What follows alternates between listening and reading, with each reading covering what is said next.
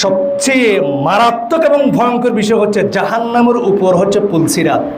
এই পুলসিরাত প্রত্যেক নবী রাসূলকে পার হইতে হবে। জাহান্নামের উপর দিয়েই কিন্তু জান্নাতে যাওয়া লাগবে। আপনাকে এমনি জান্নাতে ঢুকাই দেওয়া হবে, বিষয়টা এমন নয়। আপনি কথা বুঝতে পেরেছেন? আপনি জান্নাতে যে যাবেন, পুলসিরাত যেটা কিসের উপরে বলেন, কিসের উপরে? জাহান্নামের উপরে। এই জাহান্নামের পরীক্ষা সবাইকে পাস করে যেতে হবে। নিচে এসে দেখবে জাহান্নাম, এটার উপর দিয়ে এবার আপনি পুলসিরাত পার হবেন। আর পুলসিরাতের বর্ণনা আমরা একদম ছোটবেলা থেকে শুনে আসতেছি। এটা কর্ণফুলী ব্রিজ না, এটা পদ্মা সেতুর ব্রিজ না। আংটা থাকবে, বড় বড় আংটা, মানুষের আমল নামা অনুযায়ী আংটা তাকে আঘাত করবে। আপনি অবাক হয়ে যাবে। আংটা আপনাকে ধরে এভাবে ধরে রাখবে, আপনি যেতে চাইবেন, সামনে যেতে পারবেন না।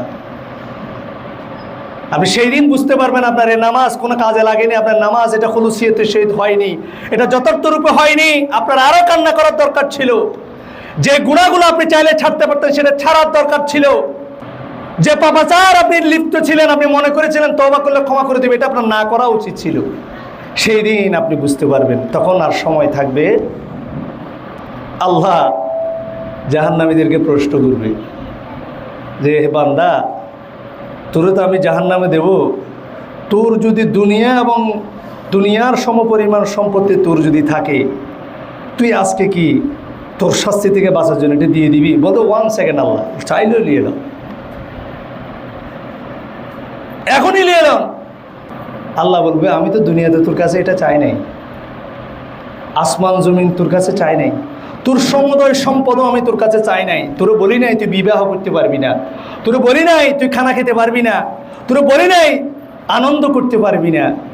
তোর বলেছিলাম শুধুমাত্র আমার সাথে শিরিক করবি না, তোর বলেছিলাম শুধু আমার নিষেধকৃত কাজ থেকে তুই বিরত থাকবি। সামান্য কিছু নিষেধ, সামান্য কিছু বিধিনিষেধ আমি তোকে, দুনিয়ার সমস্ত কিছু তোকে আমি তোমার মুবাহ করে দিয়েছি, জায়েজ করে দিয়েছি, হালাল করে দিয়েছি। সামান্য কিছু তোর জন্য হারাম করে দিয়েছি আমি, তুই সেখান থেকে বিরত থাকতে পারলি না।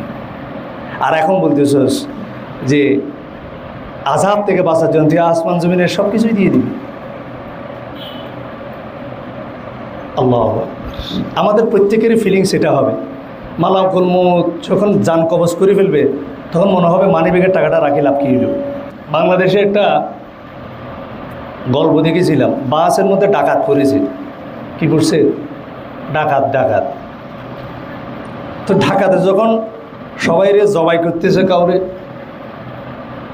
কাউকে হেস্তনেস্ত করতেছে, ভয়ঙ্কর একটা অবস্থা, গুলাগুলি চলতেছে, কয়েকজনকে মেরে রক্তাক্ত করে শোয়াই রাখছে, বাঁচে না মরে। তো পিছনে এক মসজিদের সভাপতি ছিল। সভাপতি তার ওয়াইফরে ফোনকে বলতে, বুলবুলের মা বিপদে আছি, দোয়া করিস, হয়তো দেখা নাও হইতে পারে। আমার ঘরের ছাদে মসজিদের 12 বস্তা সিমেন্ট আছে, এগুলো মসজিদে দিয়ে দিস। আমার এই অবৈধ সম্পত্তি আছে, এগুলো দিয়ে দিস। আর আমারও পারলে মাফ করে দিস, আমি আর ফেরত নাও আসতে পারি, তবে মসজিদের জিনিসগুলো দিয়ে দিস। এগুলো মসজিদের জিনিস, এগুলো আমাদের না, আমি এগুলো চুরি করে নিয়ে আসছি। মসজিদের সভাপতির প্রভাব খাটায় আমি নিয়ে এসেছি। এক ঘটনাক্রমের সামনে পুলিশ চলে আসছে। আমাদের অভ্যাসটার কথা বলতেছে। এখন পুলিশ এসে ডাকাতদেরকে গ্রেফতার করে ফেলছে। এখন মসজিদের সভাপতি তো বাঁচি গেছে। এখন বুলবুলির মারা আবার ফোন দিচ্ছে, বুলবুলির মা এই যে তোমার যে ফোন দিলাম, কিছু করছো? বলতে না, হয়তো কিছু করার দরকার নেই, আপাতত আমি আসতেছি। এটা হচ্ছে আমাদের সবার অবস্থা। জাহান্নামের ফিল আমাদের সবার হয়, এটা ফিতরতগত। কারণ আমরা সবাই জানি আমরা চলে যাব, কিন্তু শয়তান আমাদেরকে এই কনসেপ্টটা দিয়ে আবার আমাদেরকে পূর্বের আমলের মধ্যে ফিরিয়ে নিয়ে যায়। আল্লাহ আমাদেরকে হেফাজত করুক।